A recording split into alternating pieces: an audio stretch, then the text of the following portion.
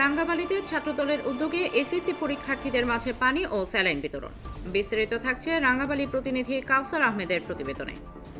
পটুয়াখালীর রাঙ্গামাটি উপজেলায় তীব্র তাপদাহের মধ্যে এসএসসি পরীক্ষার্থীদের মাঝে খাবার পানি ও স্যালাইন বিতরণ করেছে উপজেলা ছাত্রদল। মঙ্গলবার 21 এপ্রিল এসএসসি পরীক্ষা শেষে পরীক্ষা কেন্দ্রের বাইরে শিক্ষার্থীদের মাঝে এসব সামগ্রী বিতরণ করা হয়।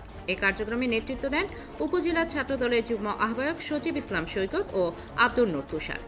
এ সময় সদস্য সাফায়েত হাওলাদার এবং ছোট বাইশদিয়া ইউনিয়ন ছাত্রদলের সভাপতি তাইফুর ইসলাম জাহিদ সহ অন্যান্য নেতৃবৃন্দরা উপস্থিত ছিলেন।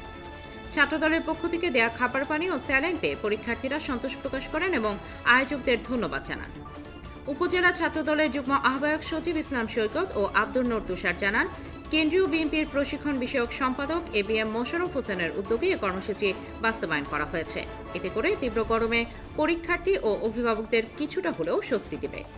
এসএসসি ও সমমানের পরীক্ষা উপলক্ষে আলহাজ এবিএম মোশাররফ হোসেন মোশাররফ ভাইয়ের পক্ষ থেকে রাঙ্গামাটি মডেল মাধ্যমিক বিদ্যালয় কেন্দ্রে আমরা রাঙ্গামাটি উপজেলা ছাত্রদলের পক্ষ থেকে খাবার পানি এবং স্যালাইনের ব্যবস্থা করেছি শিক্ষার্থী এবং অভিভাবকদের জন্য, যাতে এই তীব্র গরমের ভিতরে একটু স্বস্তি পায় তারা।